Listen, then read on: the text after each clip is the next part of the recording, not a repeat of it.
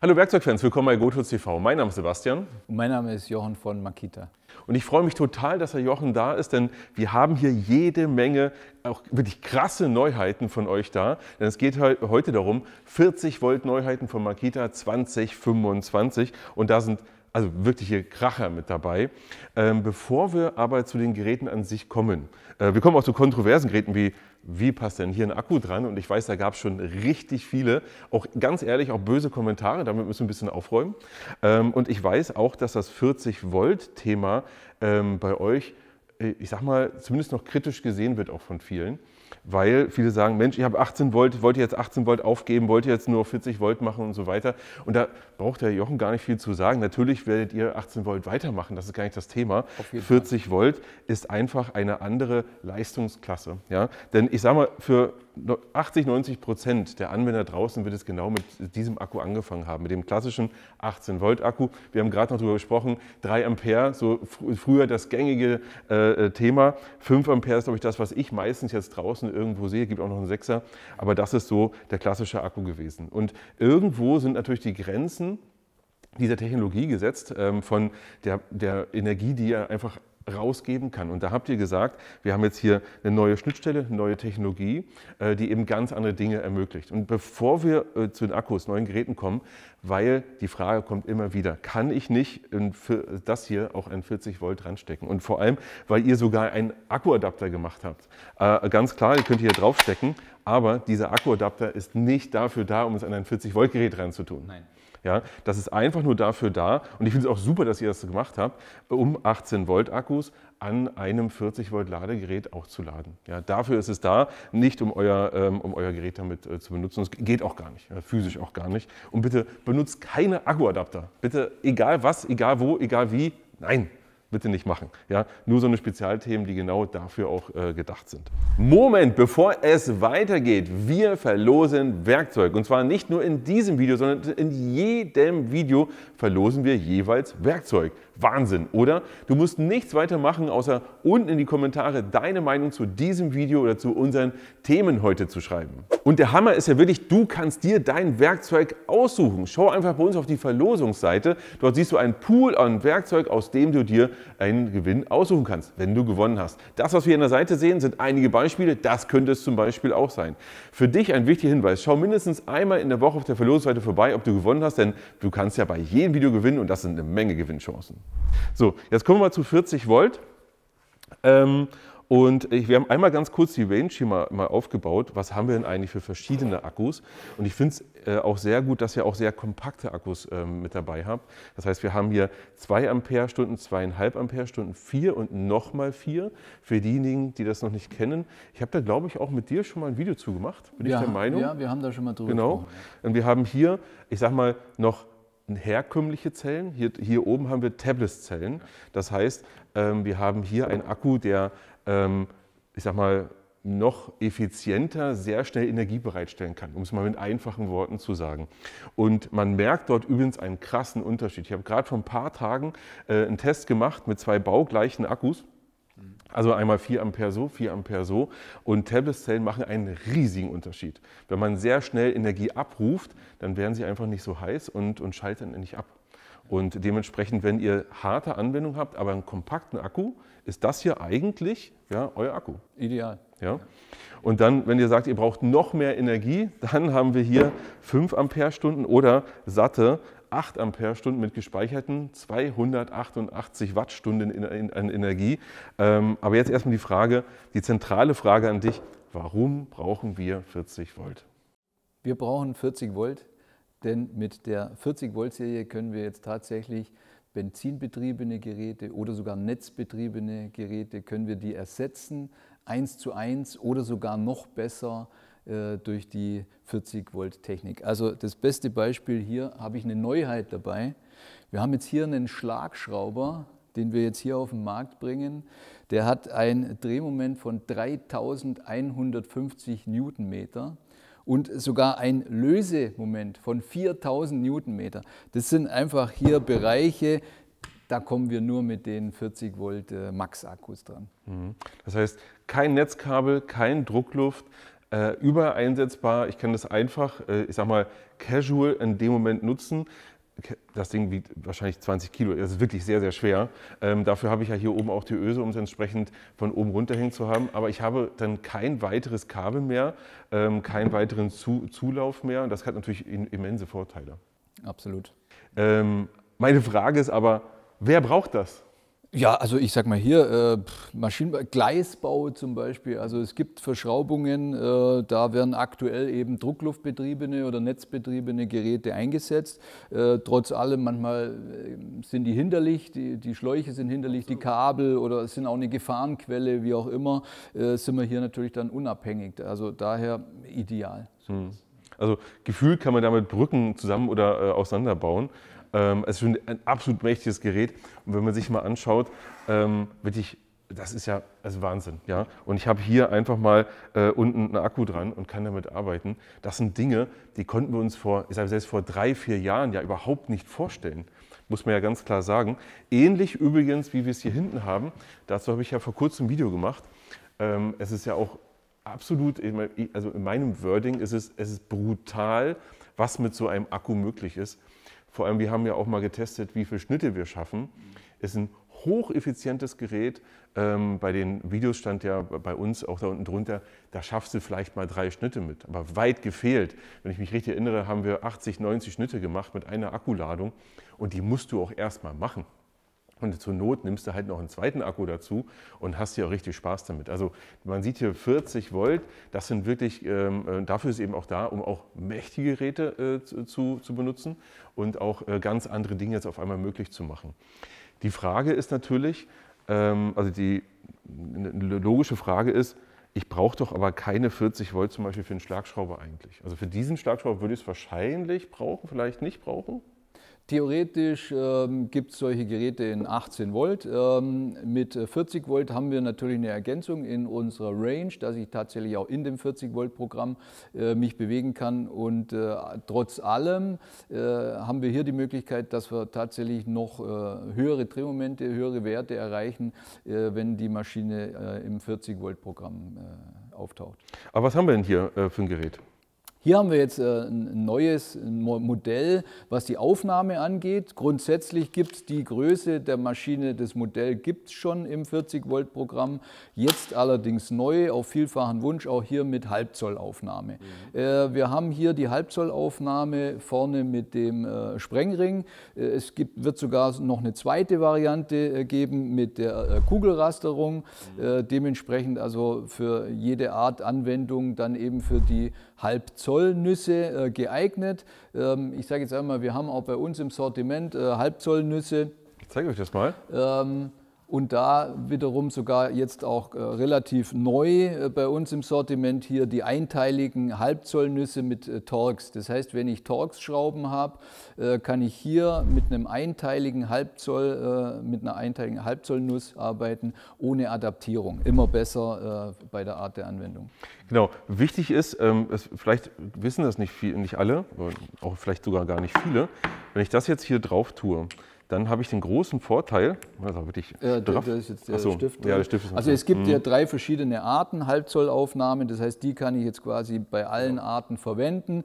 Die wäre jetzt hier schon speziell mit dem Sicherungsstift und dem Ring. Das Wichtige ist, je mehr Adapter ich nutze, umso mehr Kraft verliere ich. Richtig, ja. Und hier habe ich eine quasi nahtlose Kraftübertragung und nutze wirklich die volle Kraft des Gerätes. Ich habe auch schon Dinge gesehen, wo wir Adapter gemacht haben. Da haben wir auch mal ein Video dazu gemacht. Irgendwann kommt davor nicht mehr viel an. Genau. Das verliert sich dann durch die vielen Adaptierungen und hier eben ohne Adaptierung einteilig, hinten Halbzoll und vorne Torx, natürlich ideal. Und das haben wir jetzt auch neu im Sortiment aus unserer Impact Black Serie. Genau, wer es vorhin noch nicht gesehen hat, das Ganze kostet 60 € mit dem schönen orangen Zettel hier drauf. Und ich muss sagen, finde ich super, dass ihr das anbietet. Nehme ich gleich mal, das ist jetzt meine. Aber was wir noch gar nicht gesagt haben, wie viel Kraft hat das Gerät hier eigentlich? Der hat jetzt hier bis maximal 2200 Newtonmeter Lösemoment, allerdings je nach Variante. Also auch hier spielt dann das eine Rolle, welche Variante haben wir, welche Getriebeübersetzung, welche Elektronikkomponenten, aber bis maximal 2200 können wir hier anbieten. Lösen und festziehen? 1700. Mhm. Und das muss man eben sich auch wirklich mal überlegen. Wir haben eigentlich ein wirklich kompaktes Gerät. Das ist auch nicht schwer, das ist auch nicht sonderlich groß und ich kann hier 1700 Newtonmeter anziehen oder über 2000 Newtonmeter lösen. Das ist schon irre, was es heutzutage so gibt. Ja. Worauf ich vorhin aber hinaus wollte, ist, es gibt ja viele Geräte, die ihr durchaus auch mit beiden Einsteckenden anbietet. Und das macht durchaus aus meiner Sicht auch Sinn, wie zum Beispiel, da kommen wir gleich noch dazu, dass man sagt, okay, ich gehe sehr stark in das 40-Volt-Segment und ich brauche dann weniger 18-Volt-Geräte, um eher auf einen Akku mich auch zu konzentrieren. Das wird wahrscheinlich auch eure Strategie sein, weil wenn ich jetzt zum Beispiel mir das hier angucke, das ist ja auch ganz neu. Multitool, ja. Genau, den gab es bis vor kurzem ja nur mit 18 Volt, jetzt auch mit 40. Also gibt es schon viele Jahre im 18-Volt-Programm, jetzt neu eben auch hier als Ergänzung in der 40-Volt-Serie. Hat im Prinzip die gleichen Funktionen wie auch das 18-Volt-Modell. Hier, was vielleicht noch ein bisschen herausstellen muss bei dem Gerät, wir haben hier auch die Bezeichnung AVT hier an der Seite drauf. Das wäre bei Makita die Antivibrationstechnologie. Das Gerät ist sehr, sehr laufruhig. Wir haben also hier eine innermotorische Reduzierung der Vibrationen und das zeichnet das Gerät eigentlich aus. Also auch als Ergänzung.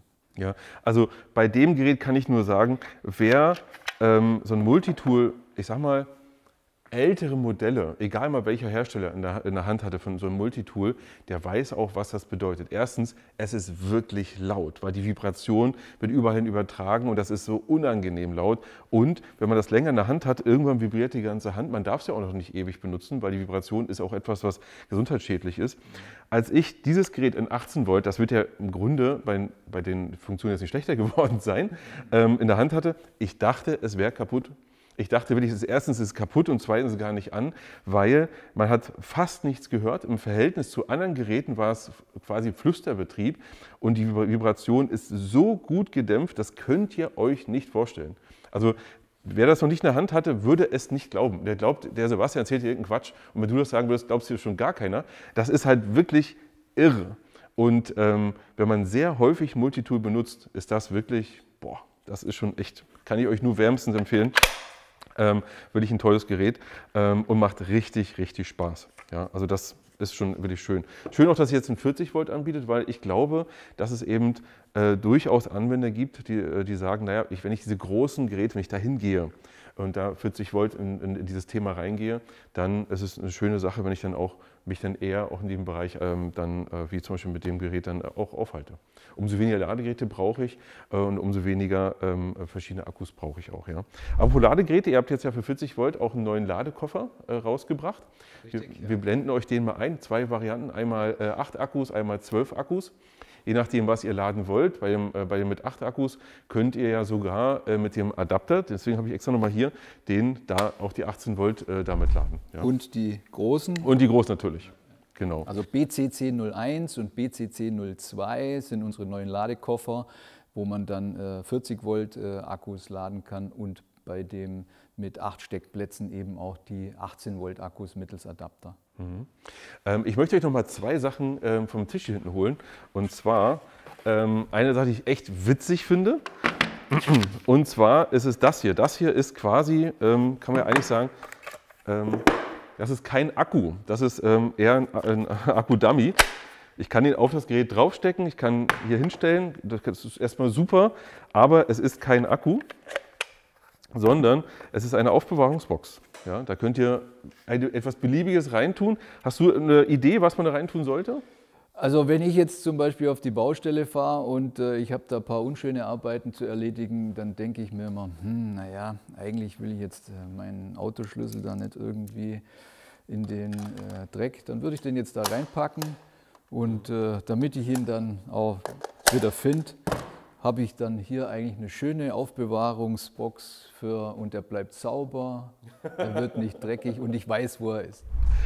Ja, zum Beispiel. Zum Beispiel. Ja, zum Beispiel. Ich gebe dir den mal wieder, sonst findest du nachher den Autoschlüssel nicht wieder. Okay.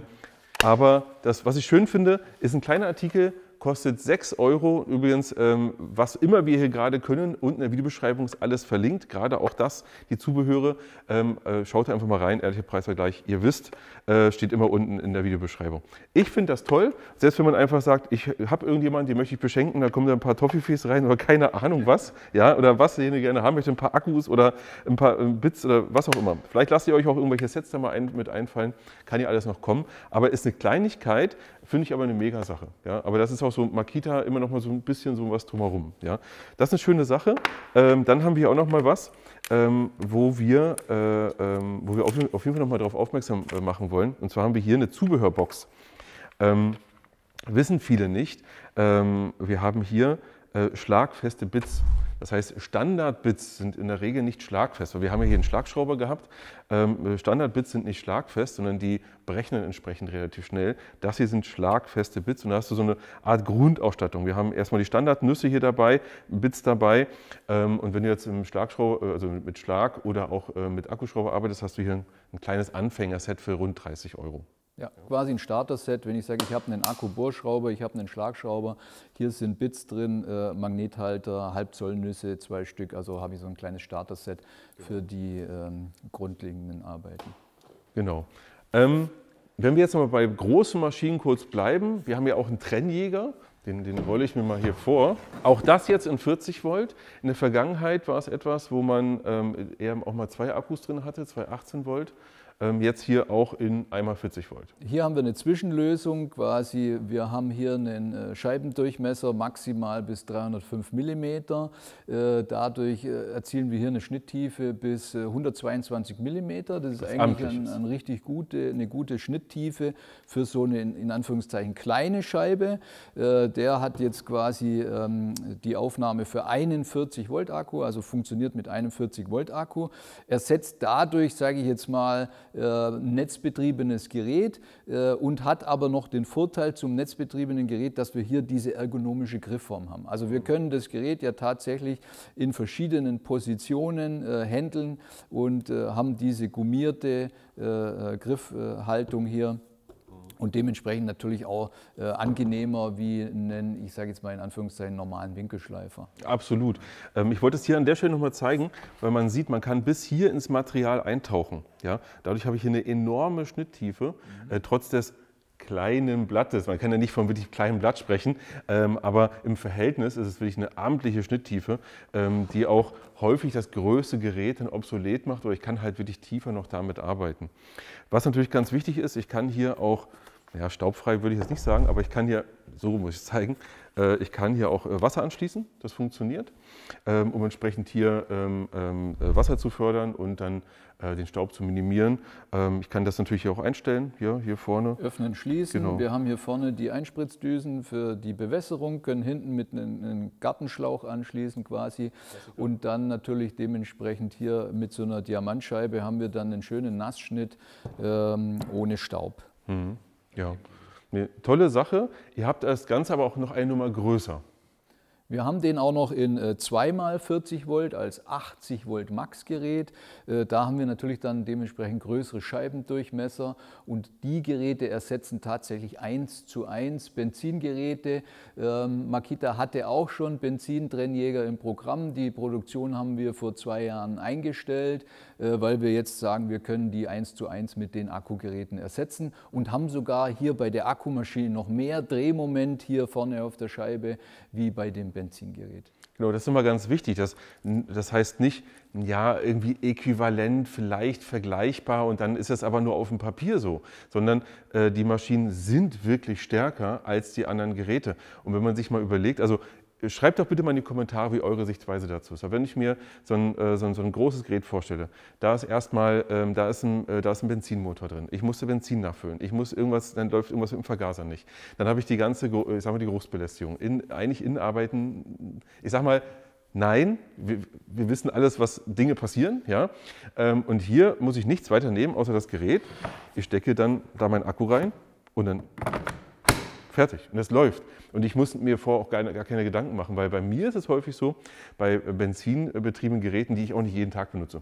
Ganz ehrlich, derjenige, der das jeden Tag benutzt, wird da anders mit umgehen, aber da habe ich immer so ein Gefühl wie, oh, ja, und das habe ich bei einem Akkugerät nie, weil da weiß ich immer, das läuft einfach.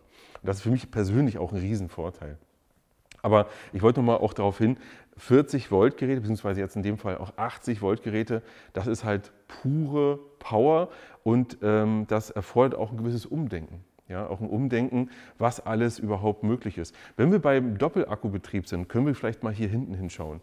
Denn da haben wir auch ein Gerät, wo wir wirklich hier mal 2 Akkus haben. Für euch hier mal, dass die Kamera drauf bekommt. Was haben wir hier? Ja, Akku 1, Akku 2. Hier haben wir jetzt den aktuell größten Stemmhammer im Makita-Akkusortiment. Auch hier wieder, wie wir gerade beim Trennjäger schon angesprochen haben, wir verwenden 2 40 Volt Max-Akkus. Wir haben also hier ein 80 Volt Max-Gerät. Und so ein Gerät gibt es bei Makita schon viele, viele Jahre im Sortiment, netzbetrieben, also sprich mit Kabel dran, Stecker dran, hat auch hier die identische Schlagkraft. Also hier, wir sprechen hier von 72,8 Joule. Also sowas gibt es eigentlich nur druckluftbetrieben oder netzbetrieben, aber jetzt eben hier bei uns auch im 40 Volt Programm. Wir haben hier einen Sechskantmeißel dran, der wäre sogar identisch oder kompatibel zu den druckluftbetriebenen Geräten, die man so kennt. Das Ganze dann auch jetzt hier optional auch noch schön auf so einer Transportkarre zu transportieren. Die hat auch noch Platz für Meißel, Ladestation, Akkus. Wer möchte, gibt es auch noch hier eine Staubabsaugung optional dazu. Und da können wir wirklich auch hier wieder sagen, wir können 1:1 das Netzgerät eigentlich damit ersetzen. Was mir auf der Messe aufgefallen ist, es ist sehr schön gefedert. Also man merkt diese Entkopplung, also es ist nicht gefedert, sondern es ist entkoppelt, um entsprechend da auch ordentlich mitarbeiten zu können. Finde ich eine ganz wichtige Sache.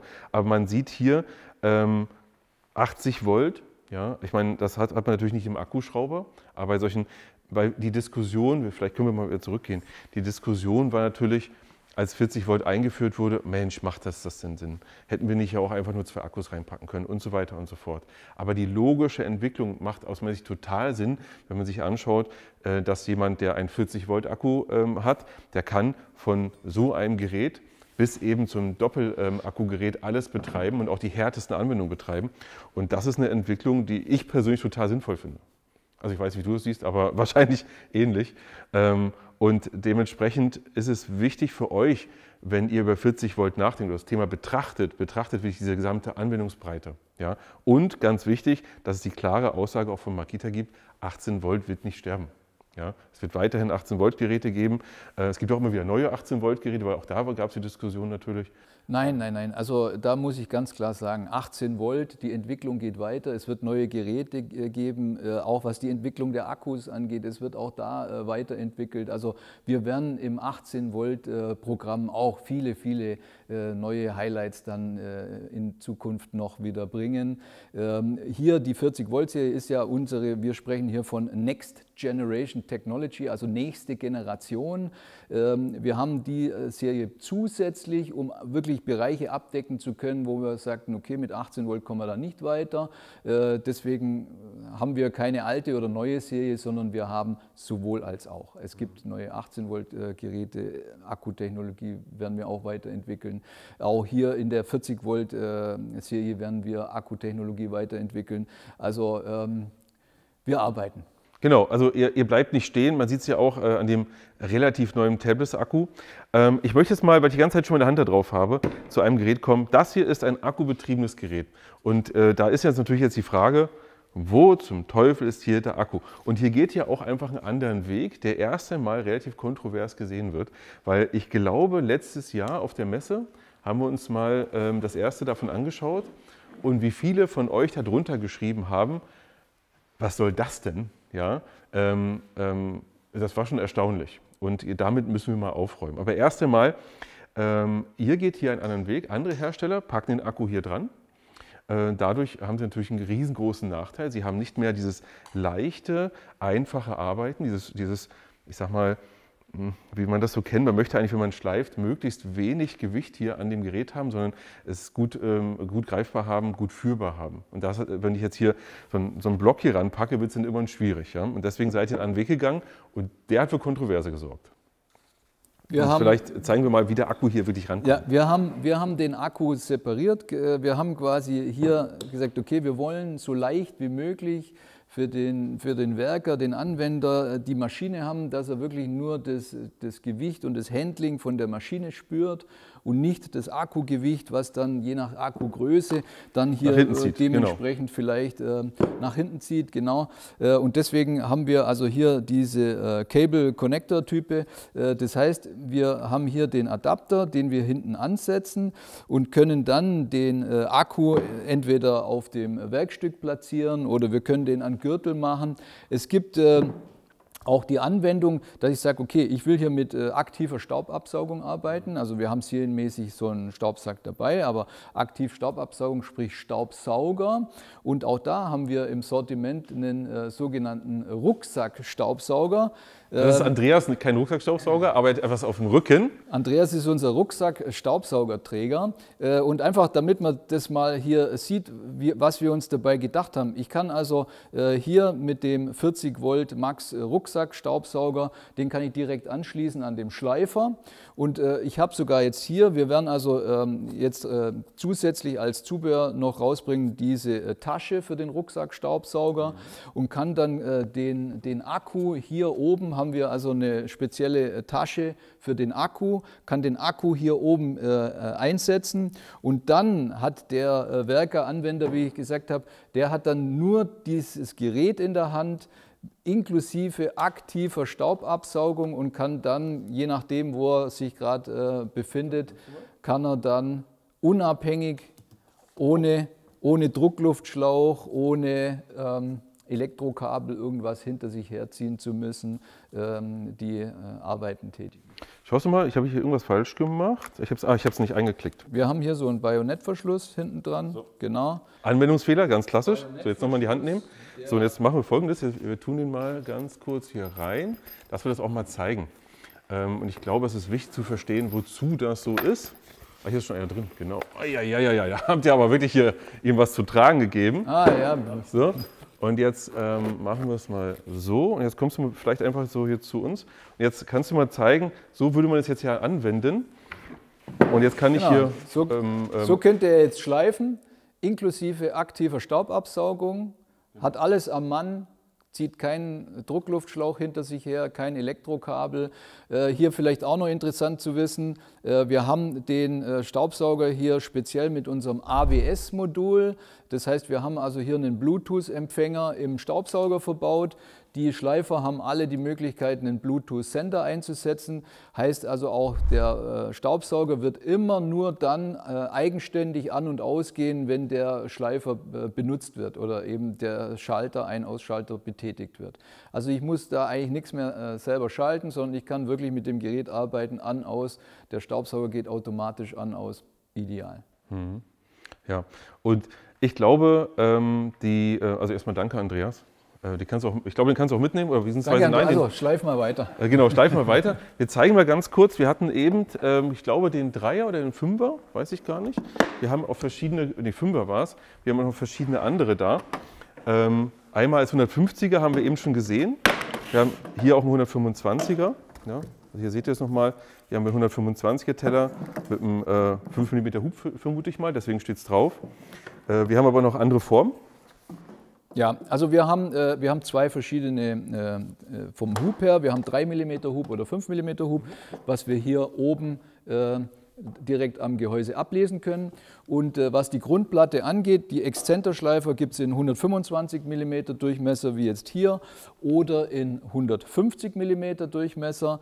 Dann haben wir noch hier zusätzlich die Variante mit dieser Delta-Form, also diese Dreiecksschleiferform nach vorne oder eben dann auch die rechteckige Form als sogenannten Schwingschleifer. Auch hier kann ich vielleicht schon mit dazu sagen, wir werden auch demnächst noch eine größere Grundplatte rausbringen, also ein Modell mit dieser Standardgröße als Schwingschleifer in der Cable Connector Type Variante. Sind die beiden miteinander kompatibel? Dass man das austauschen kann? Nein, nein, nein. Okay, hätte sein können? Ich wähle die jeweilige Variante. Okay. Und was wir gerade gesehen haben, ist nochmal wichtig, wofür man das benutzt. Es ist eben nicht dafür da, um jetzt mal schnell, ach, ich muss jetzt da mal so ganz kurz irgendwas abschleifen, sondern es ist wirklich für jemanden gedacht, der mit einem Akku, ohne sich einzuschränken, irgendwo etwas schleifen möchte. Ja? Ob das jetzt über Kopf ist, irgendwo an der Wand, irgendwo auf dem Tisch, was auch immer, wo man eben sagt, ich möchte nicht noch irgendwas hinter mir herschleppen, kein Kabel, was mich irgendwie einschränkt, dass es auf dem Boden ist, keine Kabeltrommel, ich habe gar keinen Strom oder. Und da habt ihr eine Komplettlösung. Und ich glaube, das ist immer eine Frage der Sichtweise auf so ein Gerät. Weil in den Kommentaren, glaube ich, haben die meisten, die dort geschrieben haben, werden Privatanwender sein, die einfach sagen, Mensch, das taugt mir ja gar nichts. Ja? Aber ich finde den Schritt wirklich nicht schlecht zu sagen, ich möchte die Handlichkeit des Geräts erhalten. Ja, das ist auch eine bewusste Entscheidung. Und ich sage euch eins, das ist auch gar nicht so leicht. Also wo will man jetzt hier noch einen Akku reinbauen? Ja? Weil jetzt könnte einer sagen, dann baue ich jetzt irgendwie die Mitte, dann baut es zu hoch auf, habe ich keine Kontrolle mehr. Das ist schon echt die Quadratur des Kreises. Und das ist halt eure Entscheidung, damit umzugehen. Ich glaube, der Professional wird damit sehr zufrieden sein. Also der gedacht für jetzt einen Lackiererbetrieb zum Beispiel, wo ich den ganzen Tag nichts anderes mache. Also der Werker, der hat von morgens bis abends nur diesen Schleifer in der Hand und der freut sich natürlich über jedes Gramm weniger. Absolut, absolut. Und wenn er da zum Beispiel am Auto steht, irgendwas macht oder irgendwas, keine Ahnung, ein Schiff oder was auch immer er abschleift, ist das schon eine schöne Sache, eben dann auch einfach befreit zu sein und nicht irgendwo sich zu überlegen, wo komme ich jetzt gerade irgendwo gegen, was habe ich jetzt irgendwas noch, was ich mir hinterher schleppen muss. Wo wir beim Thema Schleifen sind, von hier aus sieht es gar nicht so richtig so aus, aber wir haben da ein Schleifgerät und zwar einen akkubetriebenen Bandschleifer. Wir haben hier neu einen Akkubandschleifer aus der 40 Volt Max Serie. Wir haben hier eine Standardbandgröße, die 76 x 533 mm. Der wird idealerweise hier mit dem 4 Ampere-Stunden Akku kombiniert. Denn, also wenn ich mal ganz kurz unterbrechen darf, ja? Der ist erstaunlich handlich. Also ich hatte ihn vorhin nicht in der Hand, irgendjemand hat ihn hier hingestellt, ich habe jetzt das erste Mal in der Hand, der ist richtig cool handlich. Also das ist krass. Der hat natürlich auch den Vorteil, dass er hier auch als Akkugerät diesen bürstenlosen Motor, den Brushless-Motor hat. Dadurch wird er natürlich kompakter und leichter wie ein Bandschleifer mit einem normalen Motor.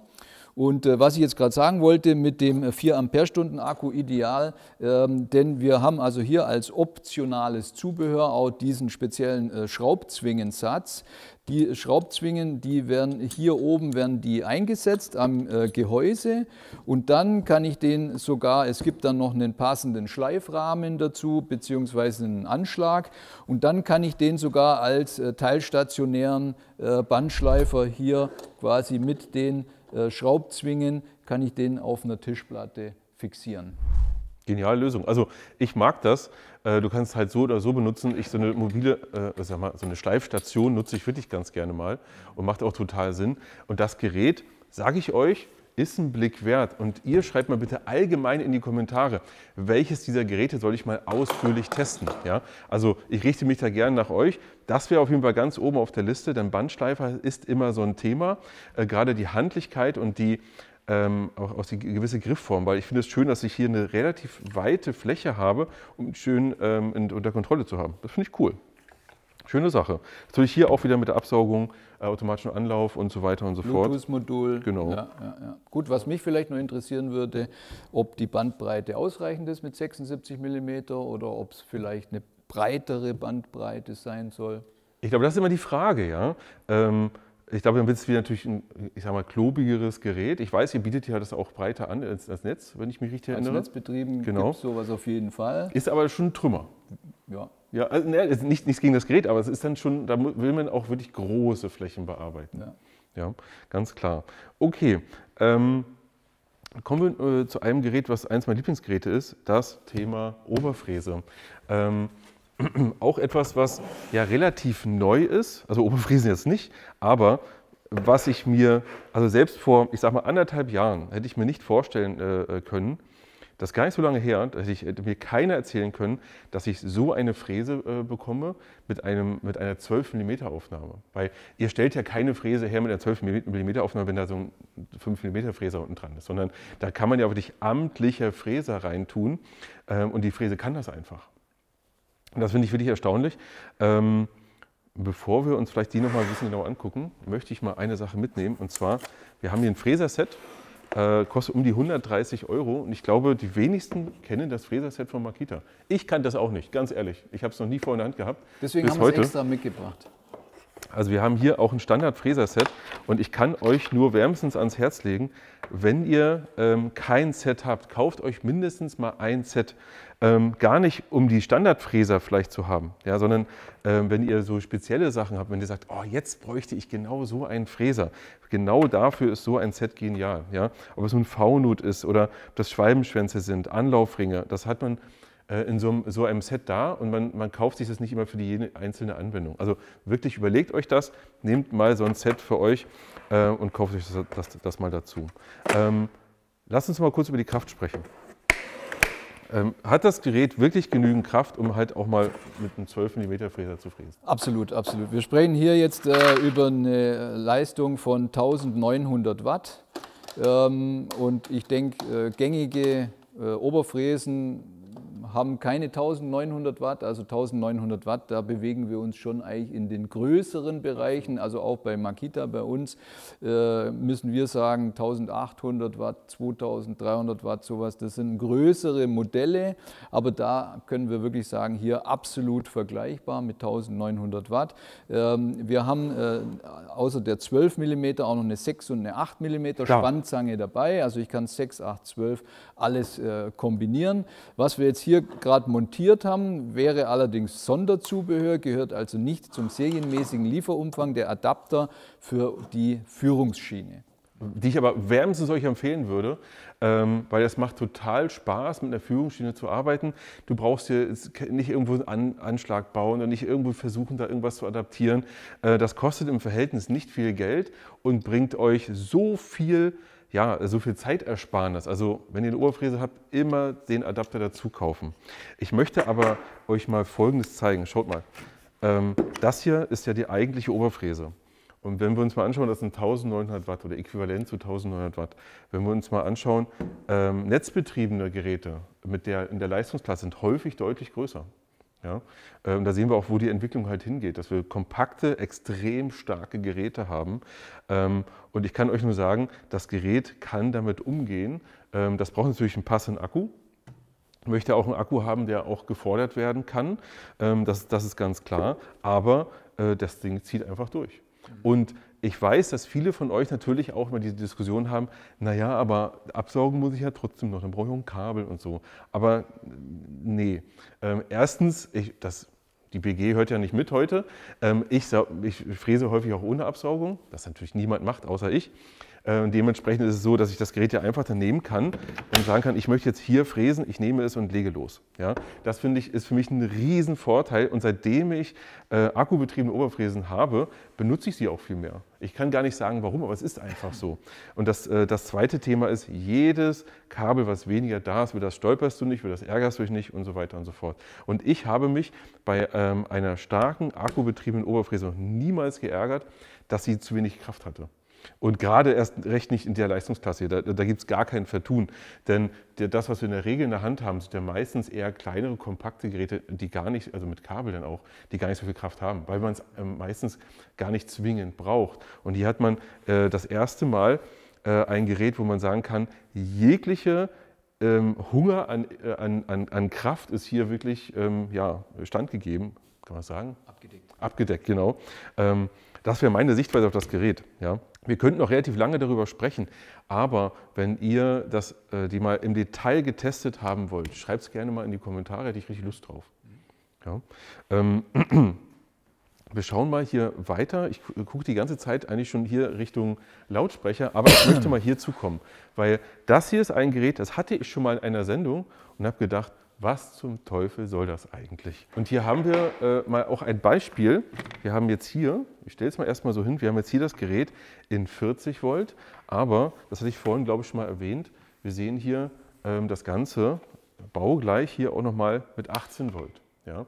Das heißt, es gibt durchaus auch Geräte, wo ihr sagt, Mensch, da bieten wir einfach nur verschiedene Einsteckenden an, wo es hier auch nicht auf die Kraft ankommt. Aber derjenige, der 40 Volt benutzt, soll ein Gerät haben, was er mitnehmen kann. Ja, aber was genau ist das jetzt und wozu zum Teufel ist das da? Also wir haben jetzt hier eine Stableuchte.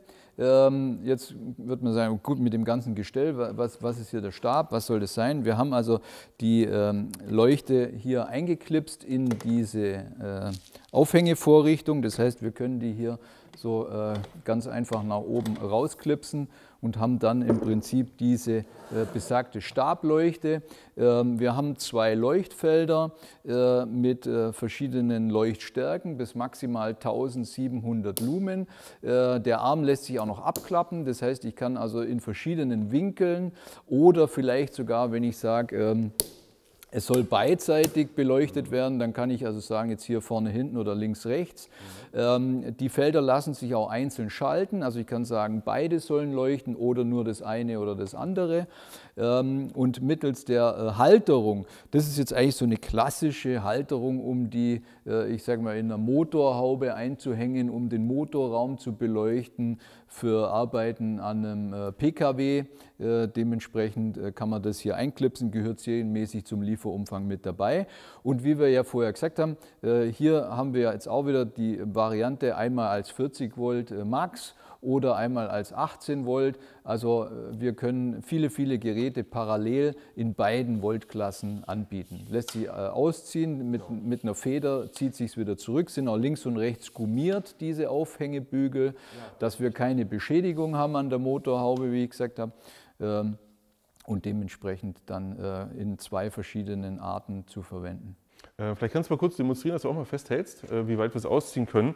Also es ist schon ordentlich, also das ist schon eine große Motorhaube dann. Ja? Also das Ergo sehr flexibel einsetzbar, kann man vielleicht sogar ins Auto innen drin hängen, wenn man es hier oben reinhängt. Gibt es viele, viele Einsatzmöglichkeiten. Hat sich mir am Anfang überhaupt nicht erschlossen, aber auch hier ist es so, dass ich persönlich kann mich erinnern, weil mir ist etwas Ähnliches mal passiert. Ich habe mein Auto mal komplett zerlegt. Warum auch immer, das ist eine lange Geschichte. Aber als ich es zusammengebaut habe, hatte ich eine Leuchte mir oben auch in die Motorhaube gehangen, bin drüber gefallen und habe mir meinen Kotflügel zerkratzt. Hat mich richtig geärgert, weil ich an diesem blöden Kabel hängen geblieben bin. Wäre jetzt hier wahrscheinlich nicht passiert, weil es kein Kabel dran. Also ihr seht hier auch mal so ganz andere 40 Volt Geräte und ihr seht, wie breit das Spektrum ist. Im Grunde, weißt du aus dem Kopf, wie viele 40 Volt Geräte ihr inzwischen habt?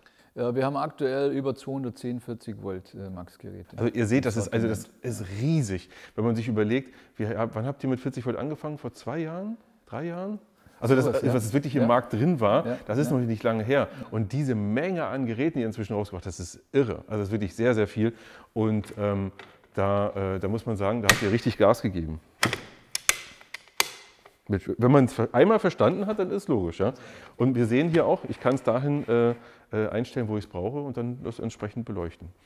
Kommen wir zum nächsten, ich glaube auch letzten Thema für heute. Das Thema, ich wollte eben schon wieder Radio sagen, aber es ist ja kein Radio. Erst einmal nochmal ganz wichtig, weil wir es vorhin auch gesagt haben, Kombigeräte. Wir haben hier ein Gerät, 18 Volt und 40 Volt. Also ich kann also beide Akkus hier einsetzen. Und zwar, jetzt musst du mir helfen, wo? Hier. So, wir haben hier oben den Verschluss. Dann machen wir hinten die Klappe auf und da sehen wir dann auch beide Steckplätze, einmal für 18 Volt und einmal für 40 Volt Max. Entweder oder, also es lassen sich keine 2 gleichzeitig einstecken, man verwendet entweder oder. Dementsprechend gibt es also bei uns einige Geräte, wie jetzt hier der Lautsprecher, Radios, Leuchten etc., die so vorbereitet sind, dass wir beide Steckplätze quasi vorhanden haben und dann dementsprechend 18 Volt und 40 Volt Max kompatibel sind. Das Steckernetzteil liegt auch noch dabei. Wenn ich sage, ich habe es jetzt irgendwo in der Werkstatt stehen mit Steckdose, können wir es natürlich auch mit Steckernetzteil betreiben. Hier ganz neu jetzt dieser Lautsprecher, Bluetooth-Lautsprecher. Ja, kein Radio. Kein Radio, kein Empfangsteil. Das heißt, ich brauche also entweder eine Bluetooth-Verbindung oder eben, was auch noch möglich wäre, wäre mit einem AUX-Kabel. Wir haben auch einen AUX-In-Anschluss dran. Und haben hier jetzt allerdings auch die erste Lautsprecher-Bluetooth-Box bei Makita mit einem separaten Eingang für ein Mikrofon. Also ich kann das jetzt tatsächlich als Verstärker benutzen, als Karaoke-Box, wie auch immer, mit dem Mikrofoneingang. Ansonsten zusätzlich noch hier auch diverse Klangeinstellungen möglich, beleuchtete, hier vorne beleuchtete LED-Umrandung, Farbdisplay, also wirklich ein recht schönes Gerät. Also das Thema Eingang eines Mikrofons ist natürlich absolut klassisch für euer Herkunftsland. Kann ich mir total vorstellen, dass sich da ein Entwickler richtig gefreut hat, um das einzubauen. Aber ganz ehrlich, warum auch nicht? Selbst wenn man so eine kleine Veranstaltung hat, kann ich das damit dann beschallen. Es macht total Sinn. Ja? Und schreibt mal gerne in die Kommentare, wer von euch hört eigentlich noch Radio? Weil wir hatten die Diskussion kurz vorher, dass ich gesagt habe, ich weiß gar nicht, was ich letztes Mal Radio gehört habe. Ich habe irgendwie einen Streamingdienst auf meinem Handy. Das ist die Musik, die ich jetzt hören will. Das geht da drauf und fertig. Ja? Deswegen das ganze DAB Plus und so weiter, was ihr in den anderen Radios drin habt, ist schön und gut. Aber für mich taugt sowas eigentlich mehr, weil es ist halt aufs Wesentliche für mich konzentriert. Also das ist meine Sichtweise. Aber das, wie gesagt, schreibt es gerne mal in die Kommentare und schreibt auch gerne mal, ob ich das mal ausprobieren soll. Und ihr habt gesehen, es gibt jede Menge Neuigkeiten aus dem Bereich 40 Volt. Jetzt liegt es ein bisschen auch an euch. Was sollen wir testen? Du kommst bestimmt gerne wieder, wenn ihr weitere Neuigkeiten habt, denn ihr seht ja, in welcher Geschwindigkeit ihr hier neue Geräte rausbringt. Besonders interessant ich finde die kleineren Geräte auch interessant, aber diese großen Monster, wie jetzt hier unseren 4000 Newtonmeter Schlagschrauber oder hier diese große Säge, finde ich immer am beeindruckendsten, weil es die Kraft immer am besten zeigt. Aber wenn ihr sagt, nee, komm, test auch mit den kleinen, bin ich gerne dabei. Ich freue mich sehr, dass du da warst. Ich freue mich sehr, dass ihr zugeschaut habt. Und jetzt kann ich nur noch sagen, ran ans Werkzeug und bis zum nächsten Mal.